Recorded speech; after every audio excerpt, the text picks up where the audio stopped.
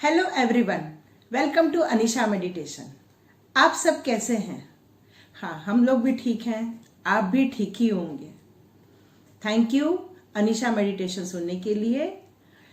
आइए, आज का हमारा टॉपिक है एक स्टोरी जो बहुत बचपन में हम सबने कहीं ना तो कहीं सुनी ही है। मुझे याद आई, मुझे ऐसा लगा कि मुझे आपके साथ वो स्टोरी शेयर करनी चाहिए। तो स्टोरी स्टार्ट करते हैं। एक बार की बात है, एक नदी में साधु नहा रहे थे। जैसे आपको पता ही है, प्रयागराज सभी बड़े बड़े नदियों में लोग जाते हैं, वहां स्नान करते हैं। वैसे ही एक साधु भी गए, वहां पर नहा रहे थे। उस नदी में उन्होंने देखा एक बिच्छू पानी में डूब रहा है और उन्होंने उसे बचाने के लिए दोनों हाथ लिए। उस दोनों हाथों में उसने बिच्छू को लिया और नदी के बाहर निकाला और वो बिच्छू वापस पानी की लहरों के कारण वापस नदी में आ जाता था। फिर साधु महाराज उस बिच्छू को लेते और पानी के बाहर निकालते और ऐसा ही 2-3 बार होता रहा। और इस बीच बिच्छू उनके हाथों में डंक भी मार देता था जब वो बाहर निकालते थे। लोग ये सब देख रहे थे। फिर लोगों ने साधु महाराज से कहा कि आप ये क्यों कर रहे हैं, जबकि बिच्छू आपको डंक मार रहा है। आप बार बार उसे बाहर निकाल देते हैं, फिर वो आपको डंक मारता है, आप उसे वापस। तो इस तरह की प्रक्रिया देखकर लोगों के मन में शंका हुई और उन्होंने साधु महाराज से पूछा, ऐसा आप क्यों कर रहे हैं? तो साधु महाराज ने कहा, बिच्छू की प्रवृत्ति है डंक मारने की और मेरी प्रवृत्ति है उसे बचाने की।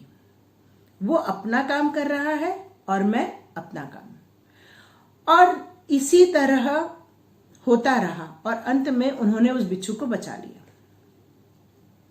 अब यह स्टोरी से हमें क्या समझ में आ रहा है कि बिच्छू मतलब हमारे व्यवहारिक जीवन में भी बहुत से लोग हैं जो हमें डंक मारते हैं, हमें डीमोटिवेट करते हैं, हमें हताश करते हैं, हमें इतना अच्छा नहीं बोलते कि हमारा कुछ मनोबल बढ़े। और ये सिर्फ इंसान में ही नहीं, हमारी यादें भी हमारी दुश्मन होती है। कई बार हमारे साथ पुराने समय में कुछ अच्छा नहीं घटा है और हम उन चीजों को लेके बैठ जाते हैं और उसको याद करते हैं और हमारे वर्तमान समय को हम खराब करते चले जाते हैं। तो क्या हम भी अपने बिच्छू बने बैठे हैं? तो इसे देखना चाहिए कि क्या हम हमारे दुश्मन हैं, हम अपने आप को ही डंक मार रहे हैं और वर्तमान समय की हम जो खुशियां बटोर सकते हैं, हम उसमें जी सकते हैं, हम अपने आनंदित हो सकते हैं, क्या उन पुरानी यादों को लेकर हम अपने आप को परेशान कर रहे हैं? क्या हम अपने आप के लिए बिच्छू बने हुए हैं? अब दूसरी तरफ एक साधु है। साधु जी करते हैं बचाने का काम।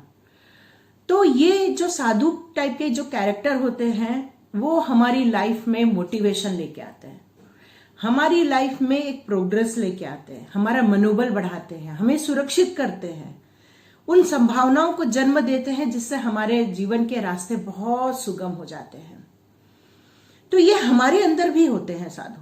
हम भी अपने आप को एक अच्छी जगह पर ले जा सकते हैं, अपना रास्ता खुद तय कर सकते हैं, आत्म मनोबल बढ़ाकर, सेल्फ कॉन्फिडेंस डेवलप करके हम भी अपने आप के साधु बन सकते हैं।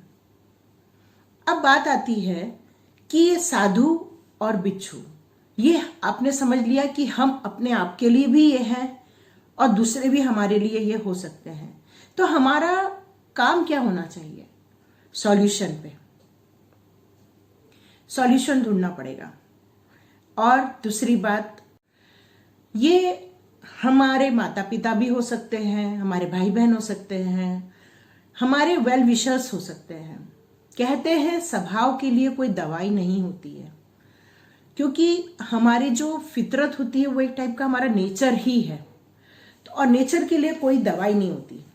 बट आज के टाइम पे मोटिवेशनल बुक्स हो गए, ये एक दवाई का काम करते हैं। जो सेल्फ अफर्मेशन, जो पॉजिटिव थिंकिंग के सेल्फ अफर्मेशन है, वो भी एक दवाई का काम करते हैं। जैसे कि हम अपने आप को कहाँ पाते हैं, पहले ये सर्च करना पड़ेगा। उसके बाद हम अपने खुद के अफर्मेशन बना सकते हैं, और वो भी पॉजिटिव रूप में। और उस पॉजिटिव अफर्मेशन से हम अपने आप के साधु बन सकते हैं। तो ये दवाई नहीं है नेचर को चेंज करने के लिए, ये हमें खुद को चेंज करना पड़ेगा। इस पॉजिटिव थिंकिंग को अपनाकर, वर्तमान में जीकर। जब आप वर्तमान में हैं तो फिर पास्ट के बारे में क्यों सोचना, उस भूतकाल के बारे में क्यों सोचना जहां पर आज हमारा कोई बस ही नहीं है। तो क्यों ना हम अपने वर्तमान को ही इतना सुंदर, इतना आनंदित बनाएं कि हम उस पास्ट को जो नहीं चाह सकते हैं, नहीं हम बदल सकते हैं, उसके बारे में न सोचते हुए उसको डिलीट कर दें।